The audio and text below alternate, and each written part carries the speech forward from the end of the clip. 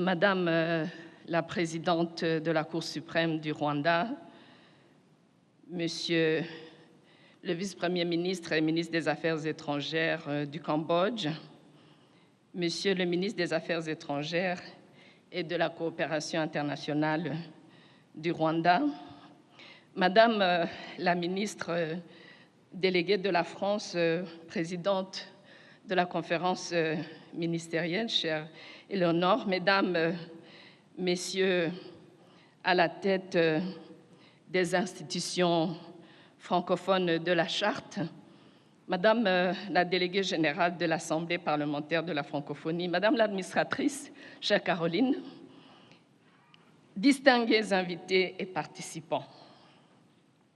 Bienvenue à cette 46e session de la conférence ministérielle de la francophonie. Je suis aujourd'hui visiblement très émue et doublement heureuse de votre fidélité à cette instance importante dans la vie de notre organisation, car vous êtes 65 États et gouvernements à avoir répondu présent ici à Kigali. Heureuse également de pouvoir vous recevoir chez moi à Kigali, où vous êtes et vous serez toujours les bienvenus. Je suis née pas très loin d'ici, à ce qui est aujourd'hui le centre hospitalier de Kigali, qui était à l'époque en construction. Il s'appelait le Pavillon. Je ne vous donnerai pas l'époque.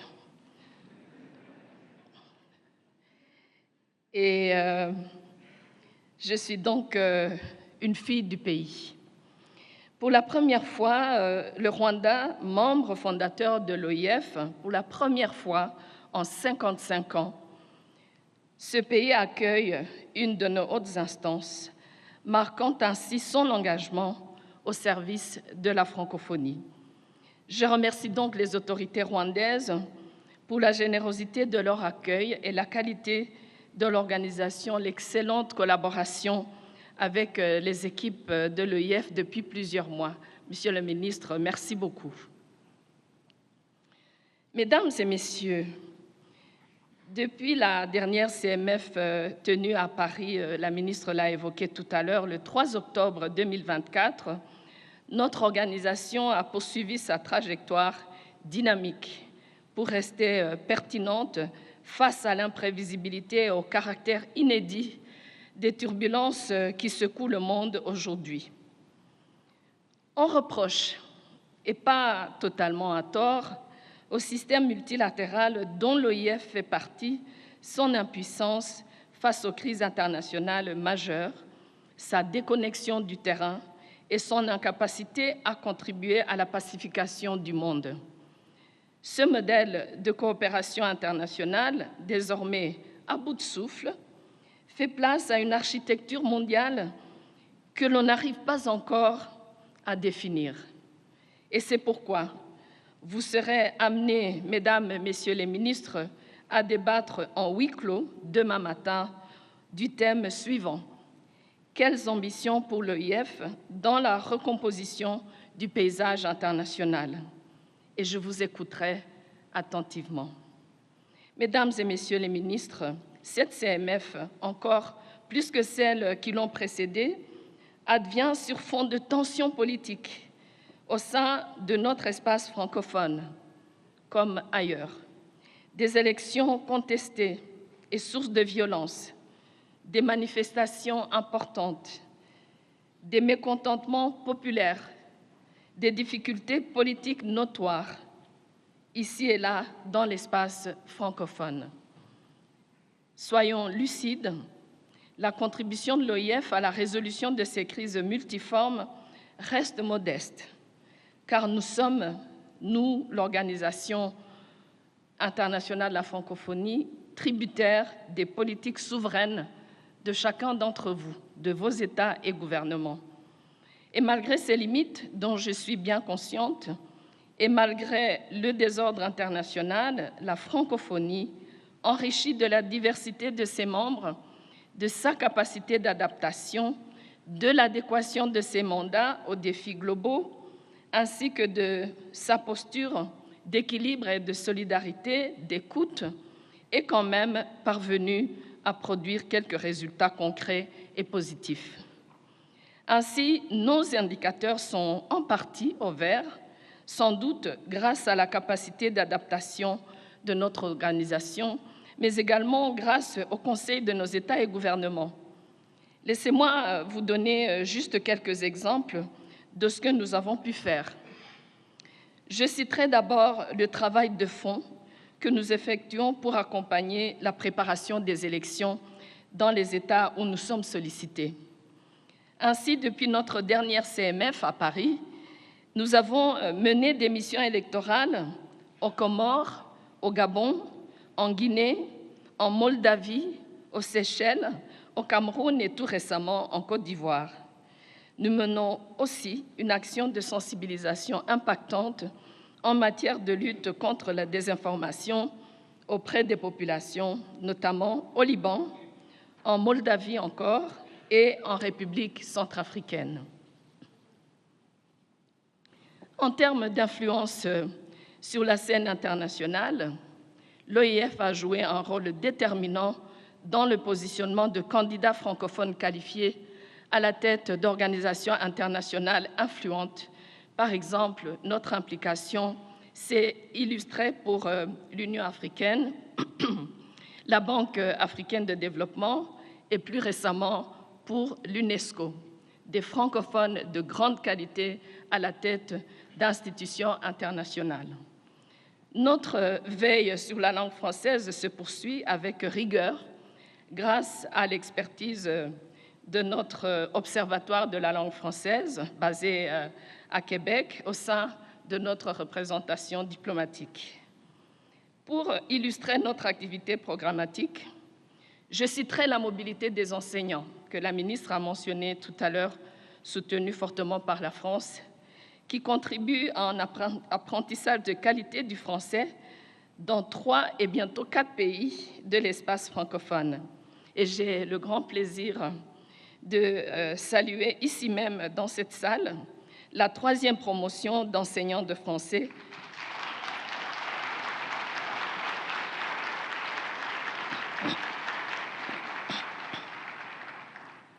constituée de 50 enseignants issus de 15 pays de l'espace francophone qui sont ici au Rwanda dans nos écoles, qui sont venus enrichir et soutenir l'expertise, avec leur expertise, leurs homologues rwandais.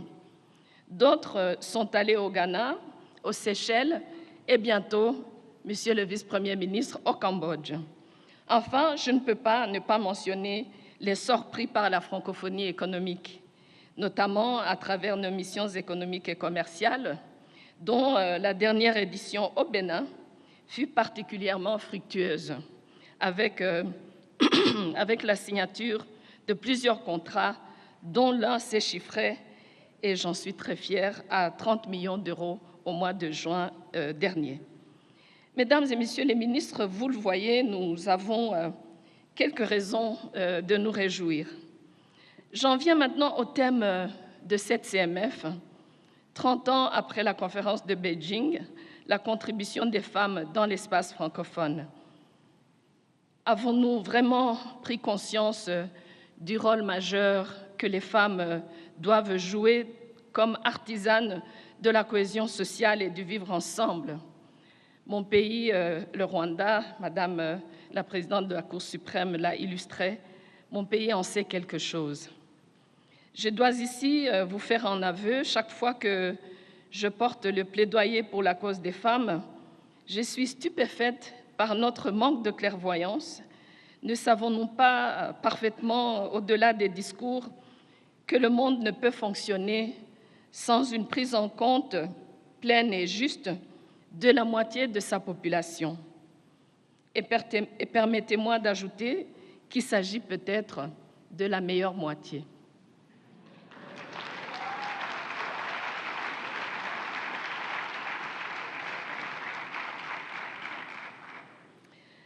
Je vous exhorte à dessiner une nouvelle carte de l'espace francophone, mesdames et messieurs les ministres, plus franche, plus décomplexées, qui reconnaissent sans honte et sans préjugés le pouvoir des femmes, aussi bien dans la prévention et le règlement des conflits que plus intimement dans l'instauration de l'équilibre dans les foyers et dans nos familles. Ne nous y trompons pas, le succès des femmes, la place qui leur revient est une entreprise conjointe avec vous, messieurs. Sans vous, la partition serait incomplète et la musique un petit peu inaudible. L'objectif de cette ministérielle est de renouveler l'engagement de la francophonie en faveur de l'égalité femmes-hommes en renforçant nos actions concrètes et sur ce sujet et nous donnons les moyens d'aller plus loin dans la recherche des résultats. Comme vous le savez, l'OIF a parcouru un long et fructueux chemin en se fixant 2 grandes priorités, à savoir l'éducation des filles et l'autonomisation économique des femmes. À cet égard, le Fonds La Francophonie avec elle, qui a été mentionné ce matin, mérite toute votre attention et vos investissements pour que nous puissions accroître le nombre de bénéficiaires et renforcer leur autonomie et les retombées positives pour leurs familles et pour la communauté francophone. L'appel de Kigali, que nous adopterons à la fin de nos travaux, tracera, je l'espère, la carte d'une vision francophone novatrice et équilibrée autour de cet enjeu majeur. Plus précisément, je profite de cette CMF, Mesdames, Messieurs les ministres, pour vous inviter, aux côtés de l'OIF, à lancer une nouvelle initiative tangible et concrète, spécialement dédiée à la formation et l'insertion des filles et des femmes dans les nouvelles technologies, surtout dans l'intelligence artificielle. Je suis d'ailleurs confiante que les parcours des femmes qui seront présentés dans quelques moments ici même viendront en confirmer le bien fondé. Mesdames et messieurs, notre pays hôte, le Rwanda, fait office de champion, ça a été illustré par la présidente de la Cour suprême, en matière d'égalité. Son histoire, avec tout ce qu'elle comporte de souffrance et de douleur, s'est caractérisée par la résilience exceptionnelle des femmes. Je rends hommage en tant que femme rwandaise aux femmes de ce pays qui l'ont reconstruit.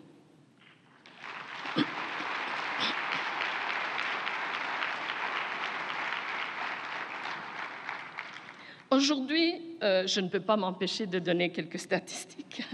Aujourd'hui, les Rwandaises, à la première place mondiale, occupent donc 63% de sièges au Parlement. Le Rwanda affiche une parité quasi totale dans la gouvernance et les services sociaux essentiels, faisant de lui le 39e pays au monde dans l'indice global d'égalité entre les femmes et les hommes. Fait significatif, ici, dans ce pays, 5 parmi les 7 principales banques sont dirigées par des femmes jeunes, qui plus est.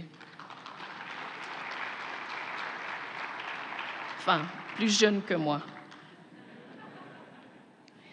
Ailleurs dans l'espace francophone, nos États et gouvernements font des avancées inédites.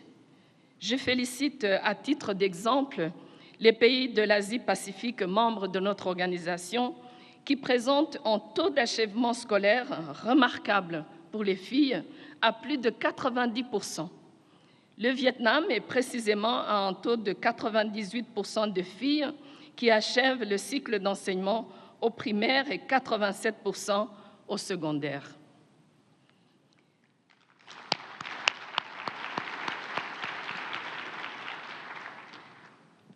Mesdames, Messieurs les ministres, pour finir, vous l'aurez compris, les situations diffèrent, mais le diagnostic est identique et sans appel.